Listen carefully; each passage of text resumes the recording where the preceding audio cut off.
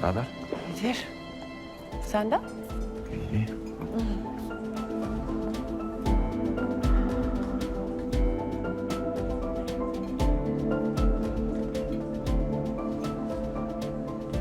Anne, baba, yemekler gelene kadar oyun alanında oynayabilir miyiz? Evet, lütfen, lütfen. Olur oğlum, olur. Dikkat edin ama. Sakın oradan ayrılmayın ama, tamam mı? Zeynep de buradaymış, gördün mü? Aa evet. Ne tesadüf. Evet ya. Demin lavaboda karşılaştık. Eşiyle barışmışlar. Ne kadar güzel değil mi? Onca badire atlattıktan sonra eşinin ona öyle destek olması. Ah, demek ki bitmemiş bir şeyler varmış aralarında yani. Zeynep'i konuşmaya mı geldik biz buraya Yelda? Ha yo öyle canım, yani ayaküstü laf lafa açtı diye, yoksa dedikodu değil. Misafirlerimiz gelmeden başlamayalım derim. Ne dersin? Aç mısın? Yo, nasıl istersen. Yemeklerimiz nerede kaldı ya? Garsona sorayım mı? Oo. Kenan Beyler de buradaymış. Kenan Bey kim dama? Ablamın eski patronu anneciğim demiştim ya sana. Zeynep anlatsın istersen anneciğim. Anlatacak bir şey yok anneciğim. Bir dönem birlikte çalışmıştık. Ezgi'nin de dediği gibi eski patronum. Sen öyle diyorsan. Bu yanındaki sevgilisi galiba ha Zeynep? Nereden bileyim ben Oktay? Herkesin sevgilisi var, arkadaşı var. Ya sen böyle kuru dal gibi kaldın kız. Bana mı diyorsun anne? Herhalde sana dedim çocuğum. Burada başka yalnız olan var mı? Biz varız ya anneciğim. Siz sayılmazsınız. Anneciğim kısmette neyse o. Ayrıca nereden çıktı şimdi bu Allah aşkına? Nereden çıkacak? Böyle yalnız kalmana içim razı olmuyor kızım bir türlü. Çok üzülüyorum. Ben çocukları alayım.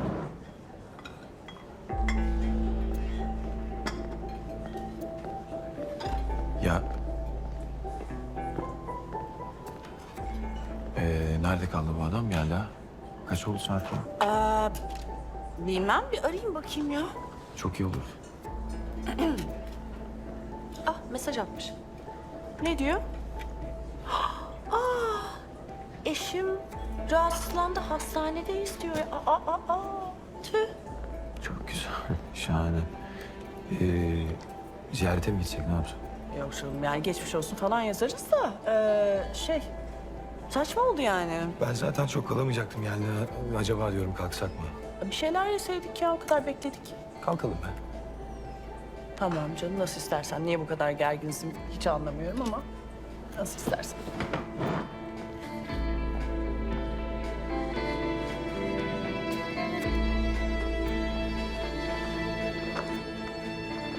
Ya sen niye böyle gerginlik yaptın anlamadım ama senin bu yemekleri denemen lazım kesinlikle ya.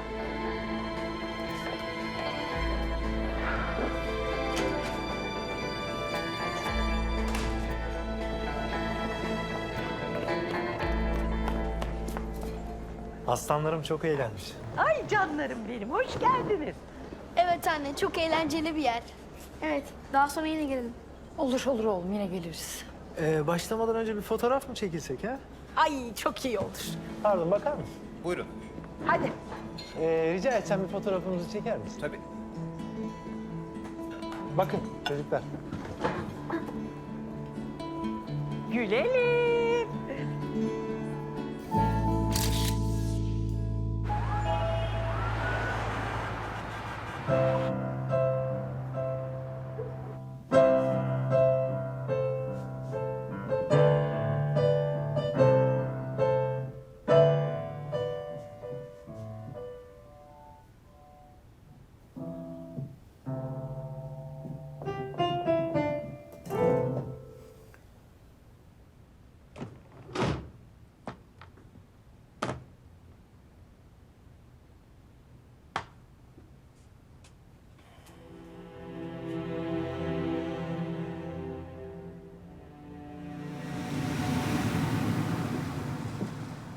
Sonunda annem uyudu. Çatladım, tüm akşam konuşamadık. Ne oluyor? Bilmiyorum Ezgi. Yani barıştıklarına hala inanamıyorum. Ya Yelda'm yalan söylüyorsa? Abla yani niye yalan söylesin böyle bir konuda, amacı ne? Yani İstanbul'da o kadar mekan varken sence karşılaşmamız normal mi? Yani ayarlasam bu kadar olur. Demek ki Yelda'ya dönebildiğine göre onu hala unutmamış. Gerçek bu gibi görünüyor. O zaman yaşadığımız her şey yalandı yani, öyle mi? Hayır ya, değildi. Yalan değildi. Yani öyleyse bile bana bir açıklama yapmak zorunda. Zorunda.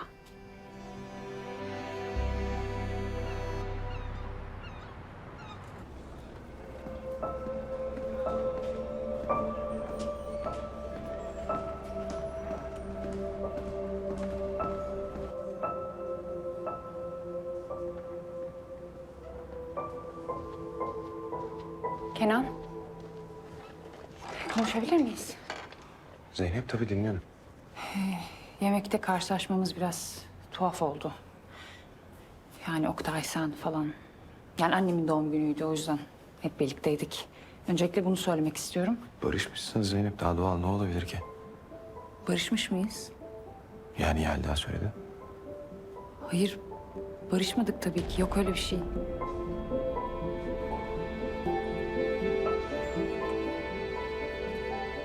Yani bilmiyorum, belki Yelda Hanım hani bizi hep birlikte görünce durumu buraya yormuş olabilir ama öyle bir şey tabii ki yok Kenan. Yani olabilir mi hem?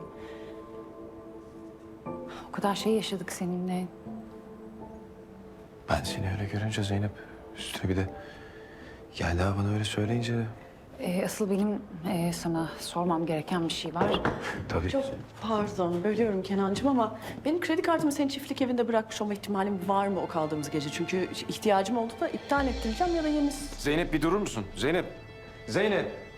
Hayırdır yani bu tripler böyle? Yelda Zeynep'in yanında böyle bir şey söylemeye mecbur muydun? Niye söyledin ki? Niye yaptın ki bunu? Sen neden böyle aşırı tepki veriyorsun ki? Zeynep kim ki? Ayrıca ben yalan mı söyledim ya? Kredi kartım nerede dedim yani. Ben hani hayatımda bir kadın var demiştim ya sana. Zeynep o. Efendim? Sen üzülme diye sana söylemedik. Bunu daha önce sakladık senden. Ama mecbur kaldım, şu an söylemek zorundayım. Ben Zeynep'e aşığım yani.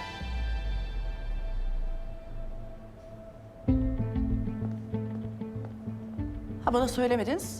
Asistanımla arkamdan iş çevirdiniz yani. öyle mi? Arkandan iş çevirmedik Yelda. Sen üzülme diye sana söylemedik sadece.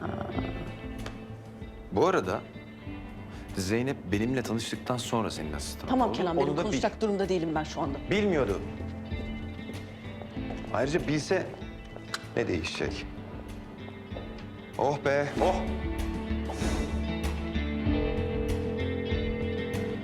Yapma bunu Zeynep ya. Ya yapma bunu ya. Kenan Bey, Tahsin Bey geldi. Toplantı salonuna aldım. Erteleyemez miyiz? Daha sonrasını atamaz mıyız ya da bekletemez miyiz biraz? Mümkün değil. Daha önce de ertelemiştik biliyorsunuz. Toplantı odasında mı? Evet. Tamam, bas bunu.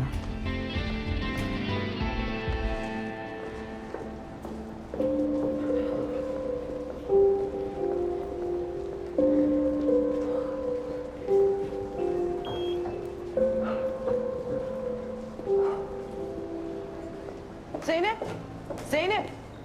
Baksana bir. Hatta herkes bir dönüp bakabilir mi lütfen? Zeynep'i hepiniz tanıyorsunuz. Asistanım da benim kendisi. Bu kadar tatlı, bu kadar şeker durduğuna bakmayın. Çünkü kendisi aslında tam bir yılan. Kenan benim arkamdan çevirdiğin her şeyi bana anlattı Zeynep. Sen ne kadar ahlaksız bir kadınmışsın ya. Bizim birlikte olduğumuzu bile bile onu elde etmek için sen elinden gelen her şeyi yapmışsın resmen. Peki ne oldu? Ay sonuç ne? Amacına ulaştın mı? Kenan'la biz birlikteyiz ve bir daha asla bizim aramıza giremeyeceksin. Anlatabiliyor muyum? Ve ben seni bu şirkette bir daha görmek istemiyorum. Defol.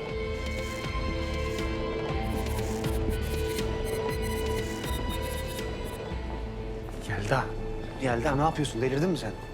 Allah, Kenan bununla birlikte olduğunu söyledi. Ben de sarılıp tebrik mi etseydim yani? İnsanların içinde yapmasaydın bari. Kenan'ın kulağına giderse ne olacak?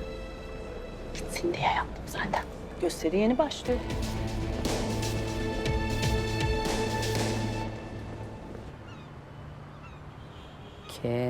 Kenan Acarsoy. Ay ne kadar meşhurmuş bu adam böyle. Bir dakika. Bu yemekteki kadın değil mi?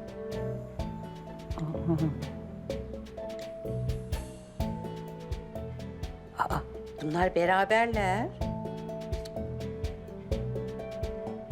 Ay, bildiğin aşk yaşıyor bunlar. Benim saf kızım.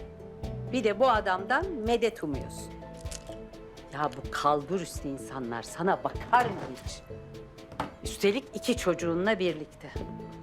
Sen peşinden koşan gül gibi Oktay'ı bırak, git bu jöne aşık. Işıl Hanım, sizden bir ricam olacak benim. Dinliyorum Zeynep'ciğim.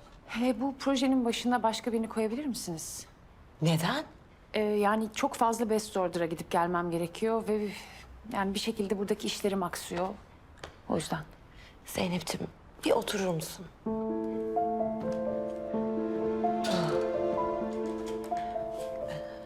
Ben seninle açık konuşmak istiyorum. Best Order'a neden gitmek istemediğini biliyorum. Kenan yüzünden değil mi? İlişkinizden haberim var. Eski ilişkimiz aslında.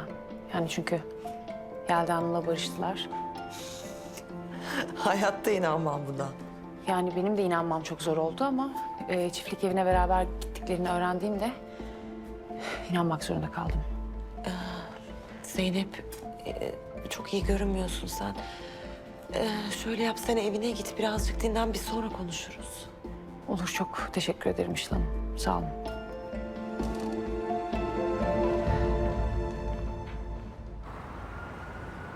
Ben Zeynep'e aşığım yani. Senden kurtulmasını bilirim ben ama.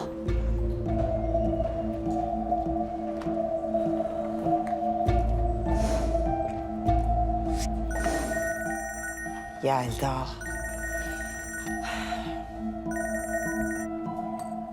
Efendim Yelda'cığım. Alo Işıl'cığım nasılsın? Seninle konuşmak istediğim bir konu vardı aslında müsaitsen. Dinliyorum. Telefonda konuşmasak yüz yüze daha iyi olur. Müsait misin? Vaktin var mı? Yelda'cığım ben dernekteyim de çok yoğunum canım. Tamam, akşam yemeği desek. Tamam. Okey, 8 gibi o zaman. Tamam mı? Ben sana lokasyon atacağım. Görüşürüz. Görüşürüz. Yine ne şeytanlık peşindesin acaba? Sena, ben araba konusunu hallediyorum. Bugün gidip istediğini alabiliriz. Gerçekten mi? Niye şaşırıyorsun ki? Ha? Madem istediğin arabaydı niye şaşırıyorsun yani? Sen meselenin gerçekten araba olduğunu mu zannediyorsun? Nedir mesele? Mesele canımı çok yakman. Mesele beni ne kadar üzdüğünü fark etmemen. Ne anlatıyorsun Sena? Şu an ben hiçbir şey anlamıyorum. Dikkatini çekmeye çalışıyorum ya, farkında değil misin? Araba çok da umurumdaydı. Ne bileyim, seni sinir edersem eğer belki beni görürsün. Kavga ederiz. Sonra da barışırız diye düşündüm, biliyorum çocukça ama... karşında o kadar çaresizim ki. Ne yapacağımı bilmiyorum. Oktay, biz bu ilişki için çok emek verdik. Sen aileni karşına aldın, yuvanı yıktın. Ben ailemi karşıma aldım evli bir adamla beraber olduğum için. Her şeyle, herkesle birlikte savaştık. Ve sonunda beraber olmayı başardık ama şimdi sen her şeyi mahvediyorsun. Zeynep'in seni şu kadar sevdiğine inansam ya da tam tersi senin onu sevdiğine, bu kadar kahrolmayacağım. Kenan'dan dolayı tuhaf bir erkeklik egosuyla hareket ediyorsun. Şu an şu dakika Zeynep'le beraber olsam mutlu olmayacağını adım gibi biliyorum. Çünkü o seni sevmiyor. Seni seven benim.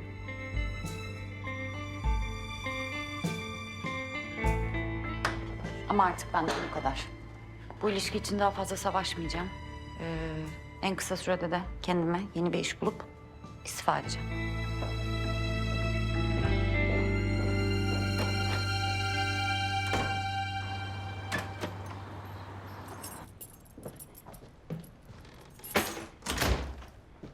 Erken geldin. Evet anne ya, yorgunum biraz. Sen daha çok yorulursun kızım. Ne demek anne bu şimdi? Bak lafı dolandırmayacağım. Senin bir ilişkin var mı? Hayır, yok benim ilişkim falan. Nereden çıktı? Bana yalan söyleme. Kenan Acarsoy'la ilişki yaşıyormuşsun. Oktay bana her şeyi anlattı. Oktay mı? Ya bu adam benden ne istiyor ya? Evliyken ayrı, boşandık ayrı. Ona ne benim özel hayatımdan? Ne demek ona ne kızım? Anne bak, sen de sürekli Oktay'a çanak tutup durma. Bak, ortada çocuklarınız olmasa haklısın. Onu hiç ilgilendirmez. Ben de bu kadar üstüne varmam. Ama sorumlu olduğunuz 2 evladınız var. Evet ve ben sorumluluklarımın gayet farkındayım anne. Onun için mi onları bu kadar üzüyorsun, yıpratıyorsun? Ben onların ne kadar arada kaldıklarını görüyorum. Oktay da görüyor. Görmeyen bir tek sensin. Zeynep, ben seni tanıyamıyorum artık. Bak, o adamla ilişkini bitireceksin. Oktay'la da hemen barışacaksın. Ha tamam. Var mı başka bir arzun? Hemen yerine getireyim, söyle. Aksi halde torunların perişan olacaklar. Bak inan, hakkımı helal etmem. Ya yeter artık ya. Yeter. Senin torunlarınsa onlar anne, benim de çocuklarım. Sen hiç merak etme, ben ne yapılması gerektiğini çok iyi biliyorum. Ayrıca Oktay meselesine gelince sen ne olacak zannediyorsun ben Oktay'la barışınca? Ya huylu huyundan vazgeçer mi? Ne olacak? Bak kızım bana söz verdi. Ha, sana söz verdi ya anne. Yıllarca bana ne sözler verdi biliyor musun sen? Bizim aramızda neler olduğundan senin haberin yok. Ya ben artık insanların bana olan ihanetinden bıktım, usandım ya. Bak yavrum, yani insanlar hata yapar. O da hata yaptı, sonra pişman oldu. Ne olur, çocuklar için. Ben olsam barışırdım. Ama ben sen değilim anne. Ve sen olmak istemiyorum. Ya sen yıllarca babamın sana dönmesini bekledin de ne oldu? Ne oldu? Ya Ezgi ile benim yanımda olamama sebebin bile hala o evden, onun eşyalarından kopamıyorsun sen. Ya hala babamın etkisi altındasın, farkında mısın? Ya babam seni terk etti, sen hayata küstün. Ezgi ile ve benimle ilgilenmek yerine ne yaptın sen anne? Geçmişinde yaşamaya başladın. Ve tabii ki ben senin gibi olmak istemiyorum. Tamam. Tamam kızım. Bir bildiğimiz bir şey vardı, onu söyleyelim dedik. Kabahat oldu. Anne bak, ben iyi değilim, tamam mı? İyi değilim, gelme benim üstüme.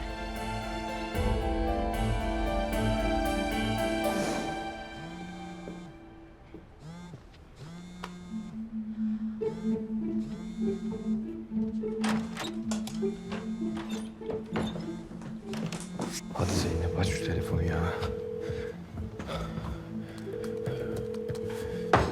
Siz hala neden arıyorsunuz benim kızımı? Affedersiniz?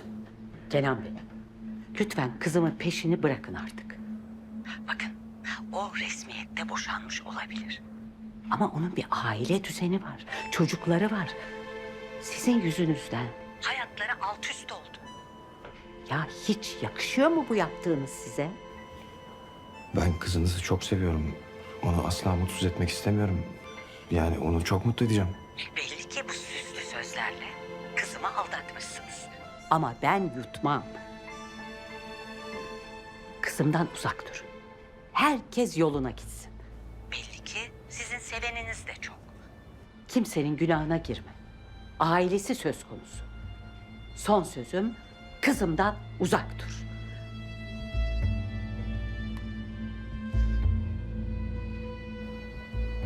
Ebru! Benim bütün randevularımı iptal et. Tabii.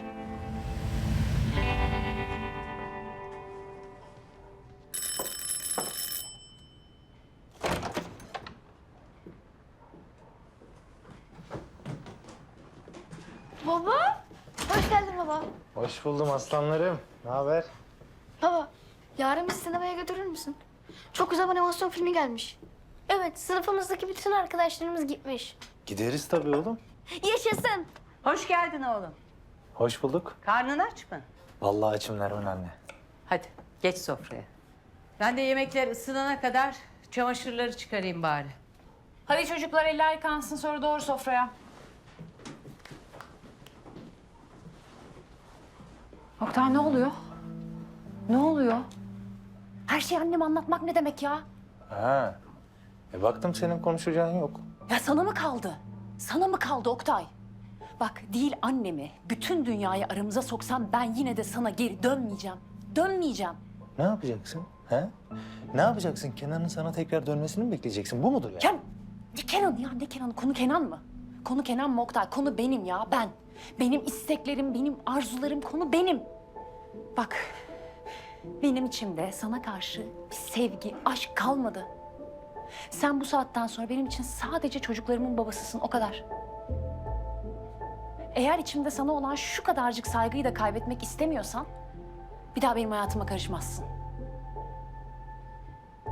Duydun mu?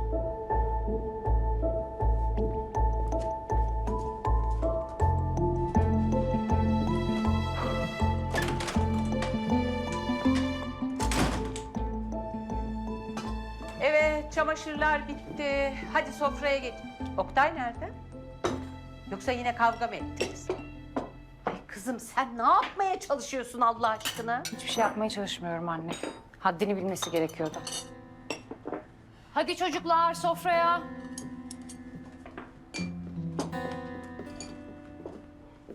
Anne, babam nerede? Şirketten aradılar. Acil bir işi çıkmış. O yüzden babanız gitti. O zaman bizi yarın da sinemaya götüremez. O acil telefon ne zaman gelse babam ortalıktan kayboluyor. Hayır oğlum olur mu öyle şey? İşi çıkmış diyorum. Hadi geçin. Ağzımızın tadıyla şöyle bir yemek yiyelim artık. Benim içimde sana karşı bir sevgi, aşk kalmadı. Zeynep'in seni şu kadar sevdiğine inansam ya da tam tersi senin onu sevdiğine ben bu kadar kahrolmayacağım. Kenan'dan dolayı tuhaf bir erkeklik egosuyla hareket ediyorsun.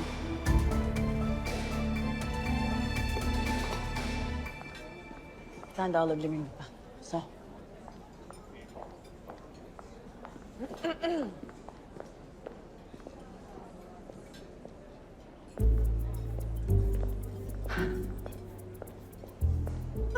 Selam. Hoş geldin hayatım. Dernekte işler uzadı herhalde. Yo, dernekte işim erkenden bitti aslında ama dalmışım ben. Unutmuşum seni. Neyse. Dinleyeceğim seni tabii de. Önce bir yemek siparişi verelim. İyi tamam. Nasıl istersen, nasıl istersen hayatım.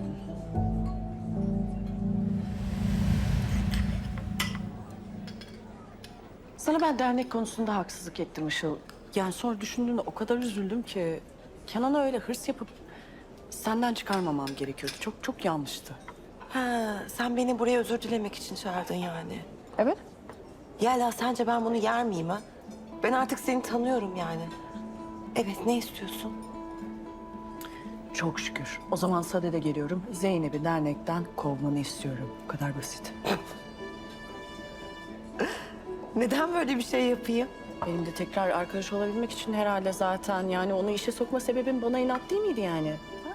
Çok güzel hareketti bu arada ama daha da iyisi onu Best Order'a dernek vasıtasıyla sokmandı, muazzamdı gerçekten. Düşündüm. Bizim zekalarımız birbirine çok benziyor. Biz neden güçlerimizi ve zekalarımızı birleştirmek yerine birbirimize uğraşıyoruz? Allah aşkına ya. Nedir bu yani? Ve 360 derneğin nerelere gidebileceğini sen bir düşünsene. Senin başkanlığında tabii ki. Zeynep'in ürettiği böyle basit bir projeydi. 3 gün konuşulur, sonra unutulur. Ama biz neler yapabiliriz? Ben sana neler katabilirim? Düşün. Tabii yani bütün Türkiye seni, yeteneklerini ve başarılarını konuşsun istiyorsan.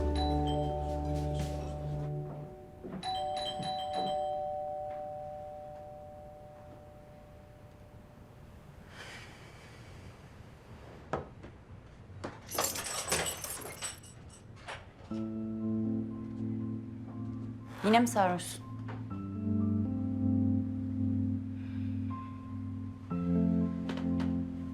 Değilim Sena.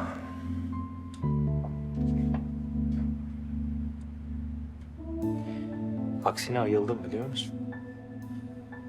Sena sen çok haklıydın. Söylediklerinde, anlattıklarında, her şeyde çok ama çok haklıydın. Beni seven sadece sensin Sena. Sena, seni gerçekten kaybetmek istemiyorum.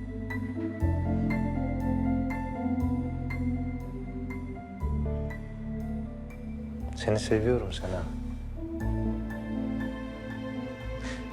Sena, ne olur bana bir şans ver. Kendimi affettirmek için elimden gelen her şeyi fazlasıyla yapacağım ve sana söz veriyorum Sena. Bana bir şans verir misin? Bilmiyorum.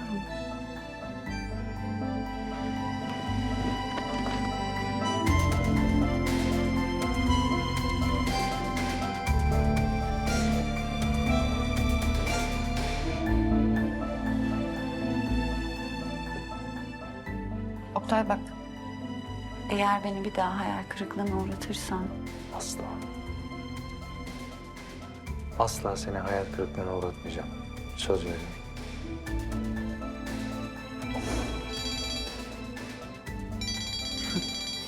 aç istersen.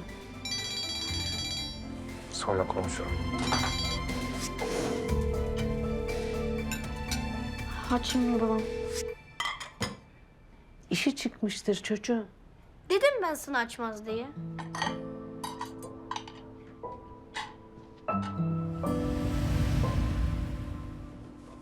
Çocuklar, hadi artık geç oldu yatağa. Anne. Babamı bir kez daha arasak olmaz mı? Oğlum zaten defalarca aradık ya. Bir telefon açmak bu kadar mı zor ya?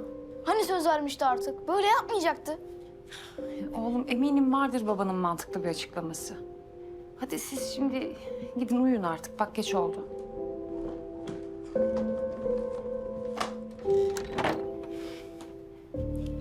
Görüyorsun değil mi anne? Yani biz yıllardır bununla uğraşıyoruz işte. Yani bana ne kadar kızgın olursa olsun çocuklara bunu yapmaya hakkı var mı? Haklısın kızım. Neyse ben yatıyorum anne. Çok yorgunum. İyi geceler. Hadi. İyi geceler. İyi geceler.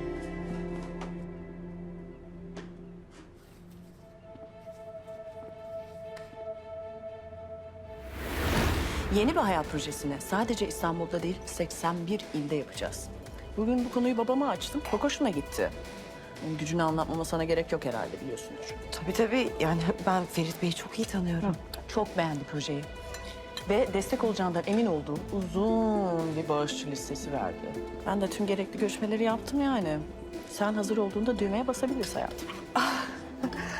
Ne desem ki şimdi Yelda, gerçekten çok etkilendim.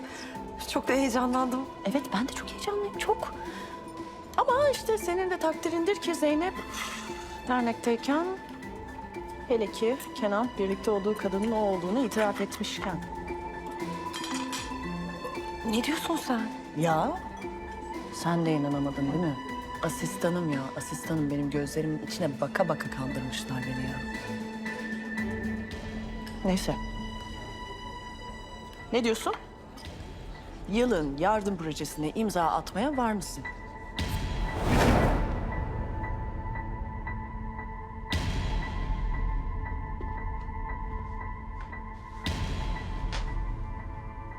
Işıl Hanım, sizden bir ricam olacak benim.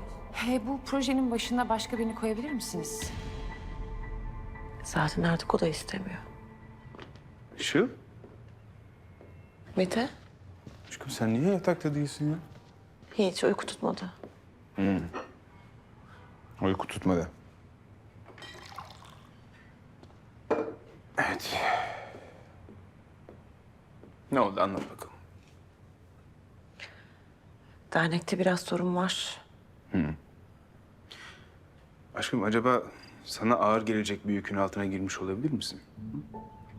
Ne münasebet. Aksine tam da bana göre.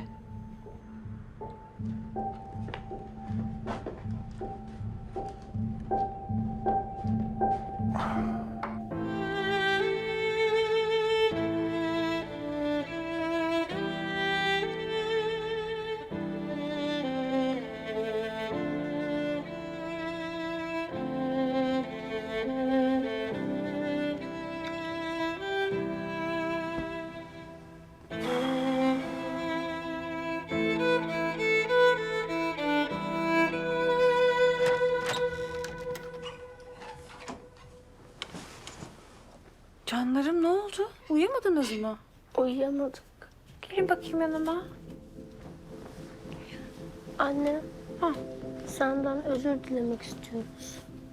Evet, belki babamda kalırsak barışırsınız diye düşündük. Yoksa biliyorsun biz senden asla ayrılmak istemiyoruz. Canlarım. Bilmez miyim, bilmez miyim? O kadar iyi anlıyorum ki sizi. Siz de beni anlayacaksınız ileride, eminim. Ama hadi bunlar çok uzun konular. Sonra konuşuruz, uyuyalım şimdi güzel güzel, olur mu? Sizi çok seviyorum. Biz de sizi seviyoruz. Açmıyor işte ya, açmıyor. Of baba ya, söz vermiştin anne. Hey çocuklar, üzülmek yok. İsterseniz ben bütün gün sizinle takılabilirim, sinemaya gideriz. Ne, gerçekten mi anne? Evet, dernekten izin alırım, hep beraber vakit geçiririz. Yuppi, canım annem benim. Ah canım benim. Hatta şöyle yapalım. Kahvaltıya gidelim. Hem anneannenize de değişiklik olur. Ay ne güzel olur. Ezgi'ye de haber verelim. Tamam dur ben arayayım. Hızlıca üstüme bir şeyler giyeyim sonra çıkalım. Ben de hemen üstüme bir şey giyeyim.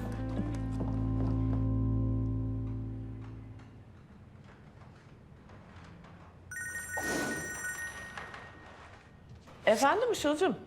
Yelda'cığım ben kararımı verdim. Sen Zeynep'i bugün mü işten çıkarmamı istiyorsun? Yok. Her şeyin bir zamanı var. Benden haber bekle, tamam mı? Ama biz çalışmalara hemen başlayacağız değil mi? Başladık bile canım. Tabii. Ben gelişmeleri bildirmek için seni arayacağım. Tamam canım. Hadi öpüyorum. Bay bay. Ben de seni çok öptüm. Bye bye. Adeta bir zeka küpü. İnanamıyorum yani. Bunu da yedi ya. İnanamıyorum. Ay ama siz de az değilsiniz Yelda Hanım şimdi yani. Günaydın. Zeynep Hanım'la görüşecektim ben. Zeynep Hanım bugün izinli Kenan Bey. Ama Işıl Hanım birazdan gelir. Beklemek isterseniz. Yok. Ben Zeynep Hanım'ı görmeye gelmiştim. Teşekkür ederim. Rica ederim.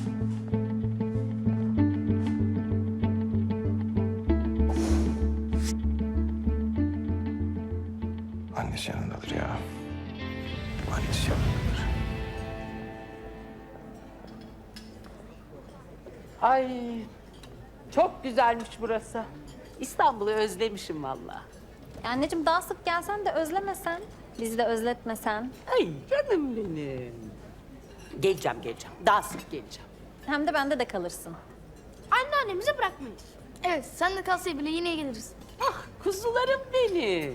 Tamam canım, sizsiz olmaz zaten. Aa, ne tesadüf. Afiyet olsun. Teşekkürler. Sağ ol kızım. Cenk nerede?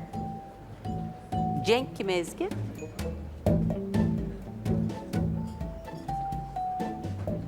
Ben pot kırdım galiba. Yani annenden sevgini saklayacağını düşünemedim. Ben gidelim teyzem yani. Neyse, bu vesileyle de tanıştırmış olursun. Cenk biraz havaidir. Gözü dışarıda çapkın bir çocuktur. Ama iyi çocuktur da aynı zamanda yani. Hakkını da yemeyelim. Elçincim, bu verdiğin değerli bilgiler için sana çok teşekkür ederiz ama biz ailecek bir kahvaltı yapmaya çalışıyoruz izninle. Takılıyorum Ezgi'cim, hemen şey yapma. Ay. Neyse, afiyet olsun. Bu arada bizimkine selam söyle, tekrardan görüşelim. Tabii. Afiyet olsun tekrardan. Ne diyor bu kızım? Hiç anlamadım. Ha yani sevgilin var ve benden saklıyorsun öyle. Aşk olsun Zeynep. Sen de bana hiçbir şey söylemedin. Ay ben annenizim ayol. Anne vallahi benim şu anda haberim oluyor değil mi Ezgi? Şimdi öğrendim. Hemen bana her şeyi anlatıyorsun. Hemen tanıştırıyorsun. Anneciğim, tanıştıramam şimdi kızın yanında söyleyemedim ama biz ayrıldık. Yani öyle bir şey yok. Dolayısıyla tanıştıramayacağım sizi. Dolayısıyla bu konuyu kapatalım. Kapatalım, kahvaltımızı yapabiliriz.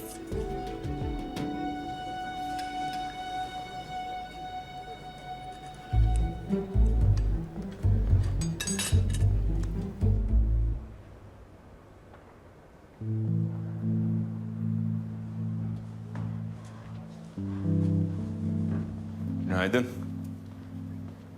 Günaydın abi. Ne yaptın? Daha iyi misin bu sabah? Zeynep'le konuşamadık dün. Bugün derneğe de gitmemiş. O yüzden biraz böyle bir dalgınım. Şimdi sen dün Yelda'ya Zeynep'i söyledikten sonra Yelda herkesin içinde Zeynep'e hakaret edip onu şirketten kovmuş. Sen ne dediğinin farkında mı?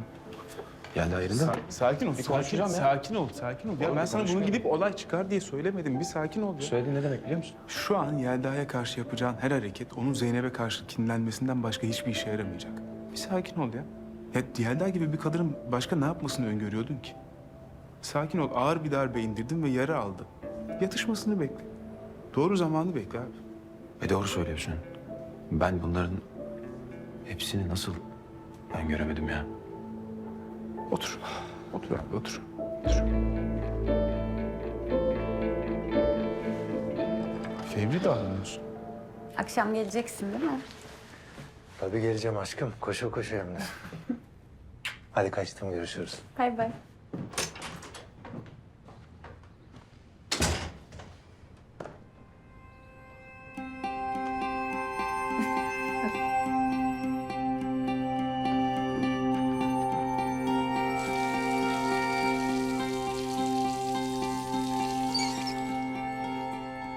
Yok canım. Değildir. Değildir. Ya öyleyse. Demet Hanım, bu haberi size yüz yüze vermek istedim. Aslında sizin masumluğunuz tam olarak ispatlanmak üzereyken Yelda Hanım şikayetini geri çekmiş. Yani çekmeseymiş benim suçsuzluğum ispat edilecekti öyle mi? Evet, aynen öyle. Yelda Hanım bunu biliyor muydu peki? Kuvvetle muhtemel o da davayı takip ettiğine göre kendi avukatından öğrenmiştir. Anladım Vehbi Bey. Planlanmış bir oyun söz konusu o zaman. Davanın daha fazla üzerine gidilmesin diye. Tahmin ettiğim gibi oldu. Bu işin altından da Yelda Hanım çıkacak o zaman. Onu bilemem Demet Hanım ama siz suçsuzsunuz. Benim bu haberi Zeynep'e vermem gerekiyor. Tabii ki.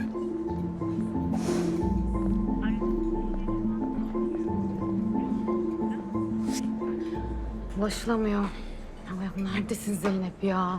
Abla bak sana yemin ederim bizim Cenk'le aramızda ve öyle bir şey yok. Yani annem orada diye öyle söyledim. Uzatacaktı biliyorsun konuyu ne kadar uzattığını. Ha bak hala inkar ediyorsun ya. Ne yani Ezgi kız hayal mi gördü? Ayrıca hani ya benden böyle bir şey niye saklıyorsun ki ya? Yemin ederim herkeste bir yalan bir dolan. Hayır öyle değil. Yani böyle oyun gibi bir şey yaptık. Ben onun sevgilisiymişim gibi davrandım falan filan. Neyse önemsiz bir şeydi yani. Zaten o yüzden de bir fırsat bulamadım sana söyleyecek. Her şeyi yapmayı fırsat buluyorsun Ezgi. Bunu bana söylemeye fırsat bulamadın öyle mi? Bu kadar üzüleceğini bilsem inan Cenk'e ben selam bile vermezdim. Ben üzüldüm tabii. Hem ya böyle bir şey bana söylemediğin için ayrıca üzüldüm. Ve yani senin Yelda gibi birinin kuzeniyle ne işin olabilir ki? Evet. Tamam zaten söz ben bir daha görüşmeyeceğim o çocukla. Böyle oluvermiş bir şeydi zaten bitti gitti tamam.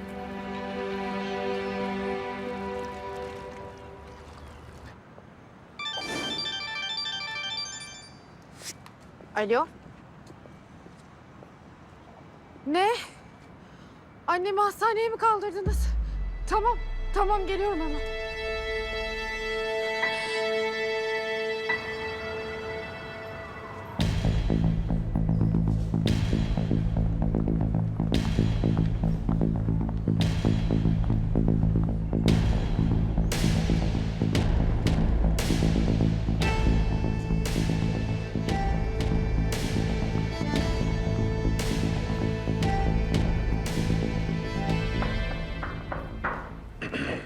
Sen anlattın değil mi Kenan'a? Kimse böyle bir şey ona anlatmaya cesaret edemezdi o yüzden. Bu şirketin ortasında Zeynep'i azarlayıp kovmanı mı diyorsun? Evet, onu ben anlattım. Gerçi zaten şirketin ortasında yaptığına göre muhtemelen bunu göze almış olman lazım. Çok sinirliydim o an. Haklıyken haksız duruma düştüm. Evet. Valla bu sefer abartın Yelda gerçekten. Zaten bu çiftlik evinden Zeynep'e bahsettiğin için aralarındaki yanlış anlaşılma hala düzelmedi. Kenan o yüzden de sinir oldu sana. Nasıl yani Kenan'la Zeynep bu konuyu konuşmadı mı daha? Konuşmadılar. De artık sen bu işin ucunu bir bıraksan mı ya? Gerçekten şu şirkette sular bir durulsun artık. Ben çünkü yoruldum aranızda. Bak sen acaba böyle birkaç gün tatile mi gitsen? Çok iyi fikir.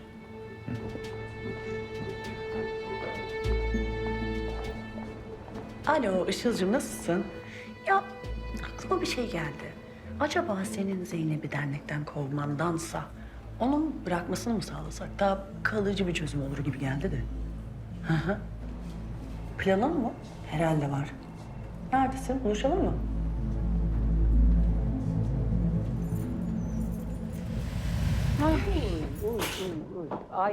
Ay ayaklarım.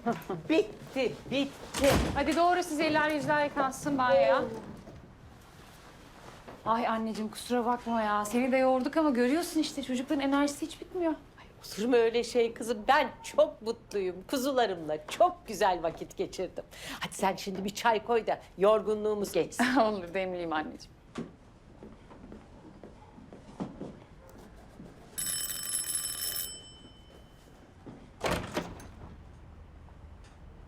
Neredesin sen Oktay? Buradayım Zeynep. Oo, nihayet geldin. Anneciğim bunlar size. Teşekkür ederim. Bunları da yerseniz çocukların sevdiği kurabiyelerden. Neredeydin baba? Yine verdiğin sözü unuttum. Unutmadım oğlum da. İş yerinde o kadar yoğundum ki sizi aramaya fırsat bile bulamadım. Yarın söz sinemaya gideriz ha? Biz annemle gittik baba. Sağ ol. Evet sağ ol.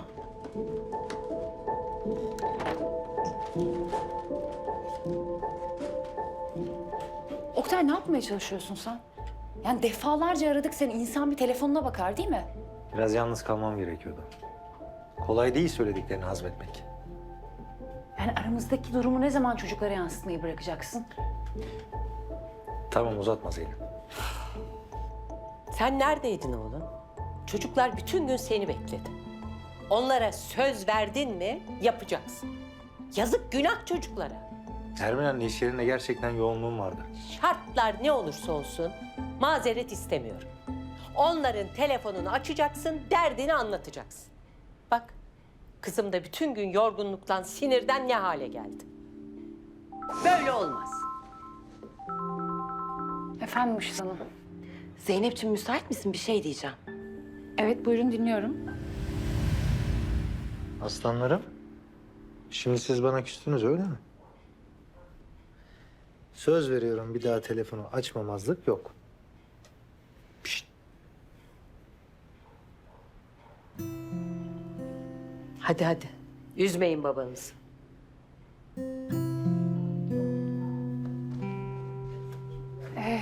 Benim acil bir işim çıktı.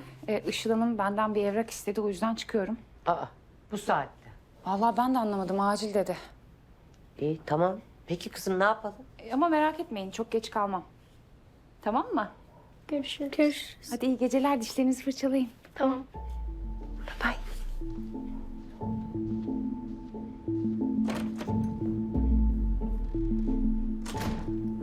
Eminim tabii canım çiftlik evine birlikte gitmemişler. Yelda onun peşine takılmış. Yani beraber oldukları falan yalan. Zaten Kenan bugün Yelda'ya ağzının payını vermiş. Yüzüne haykırmış benim aşık olduğum kadın Zeynep diye. Hadi bence sen de durma atla git Kenan'a. Mete söyledi evdeymiş. Yazık adamcağız da bütün gün perişan olmuş.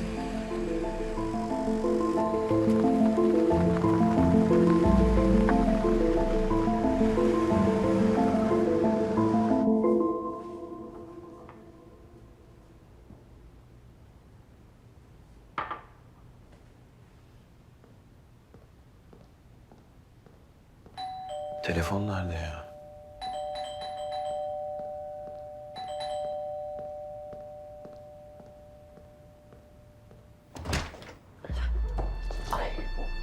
Yelda senin ne işin var burada? Çok kötü bir şey yaptım ben. Ne oldu sana? İçtim. İlaç içtim çok. Ne? İlaç içtim. Ne? Yelda sen ne saçmalıyorsun? Ne ilacı? Ne diyorsun sen? Çok üzgünüm ben çok. Ambulans arayayım o zaman. Anlamam dursun diye bir iki tane içtim. Duramadım sonra intihar etmek istedim. Çok üzgünüm Kenan yardım et lütfen. Ambulans arama lütfen hastaneye gidemem rezil. Tamam gel buraya tamam. Rezil olurum. Tamam. Tamam. Yelda tamam sen şöyle biraz uzanıma sakın sırt üstü uzanma kusmaya çalış tamam mı? Ben telefonumu alıp hemen geliyorum. Telefonumu alıp geliyorum kusmaya çalış. Hemen doktoru arıyorum.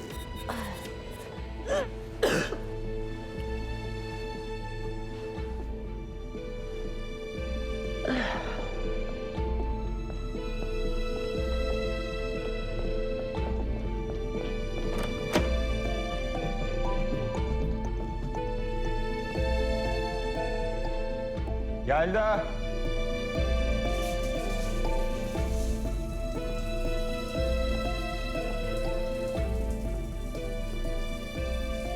Yelda duşta mısın?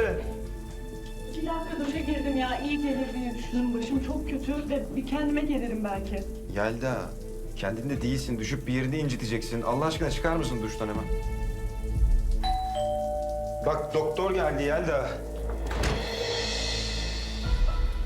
Kenan, Zeynep. kusura bakma böyle haber vermeden geldim ama... bir şey konuşmak istiyorum sana eğer müsaitsen. Tabii tabii. Gel ama sana açıklamam gereken bir şey var. Yelda burada.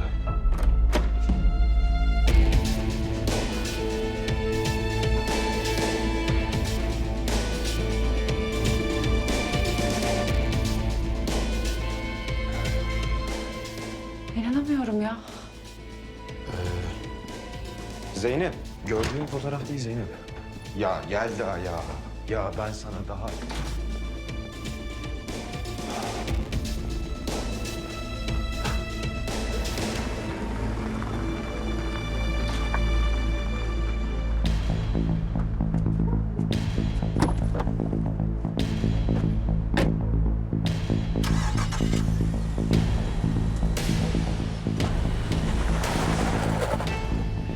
Özellikle gönderdi beni. Geldi aile planlamışlar bunu. Ben de salak gibi inandım. Ya kime güveneceğim ben ya? Kime güveneceğim ya? Kime güveneceğim?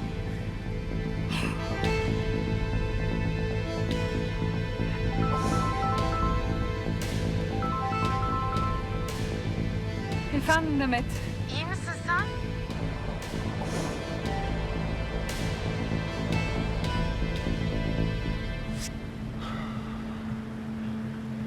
Zeynep. Çek sen şu arabayı be güzelim ya hadi. Zeynep, bütün tezgahı Yelda'nın kurdu. Ben her şeyi onun planladığına eminim. Yelda'nın canı cehenneme Demet.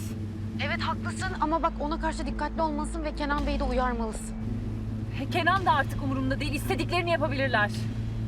Zeynep saçmalama bak her şeyi Yelda planlamış diyorum. Beni affetmesinin sebebi de suçsuzluğumun ispat edilecek olması. Foyası meydana çıkacak diye yapmış. Neyse bak tüm bunları yarın konuşuruz tamam mı canım? Hadi iyi geceler. İyi geceler.